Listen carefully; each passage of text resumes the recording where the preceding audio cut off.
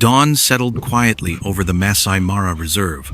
The wind had stopped, and even the birds held their breath. Near a line of acacia trees, 3 lionesses stood in a half circle, eyes fixed on something trembling in the dust. A tiny puppy, covered in mud and thorns, barely breathing. But instead of attacking, the oldest lioness lowered her great head and brushed the dirt off his back. From that moment, a strange family began.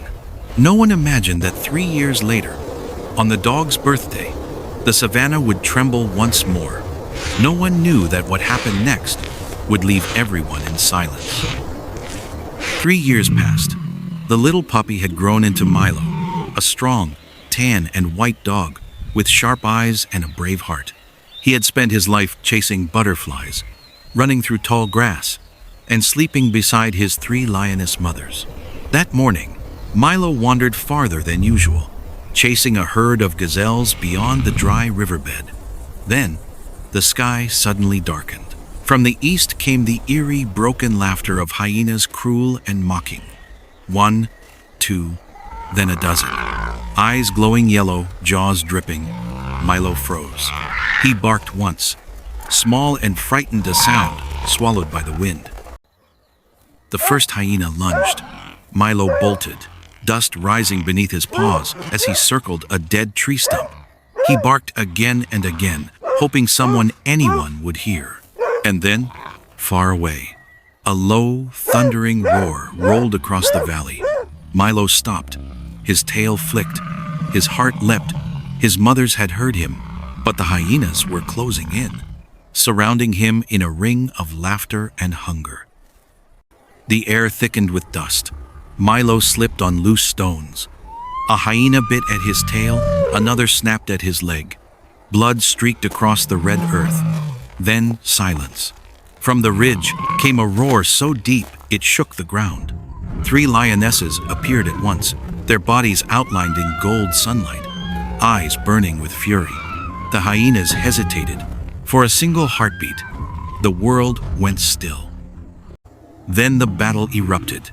The oldest lioness charged first, a wall of muscle and sound. The second swept left, scattering the pack.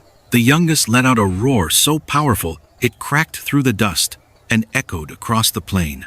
Milo crawled back, trembling, eyes wide, as the lionesses tore through the hyenas.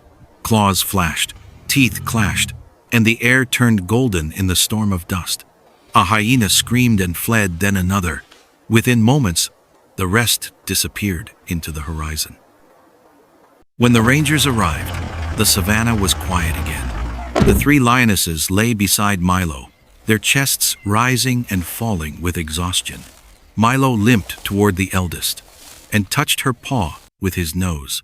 She lowered her head and breathed softly over him, as if counting his heartbeats. Ranger Thomas, gray-bearded and kind-eyed, whispered, "You're still here, boy. Good job." Days later, Milo's wounds healed. He returned to the same riverbend, the 3 lionesses following behind, calm and slow. They drank together from the clear water, their reflections glowing gold in the sunset. For the first time since the attack, the savannah was at peace again. From a distance, the rangers stood still, watching in silence. It was the first time anyone had ever seen lions and a dog share a waterhole, not as predator and prey, but as family.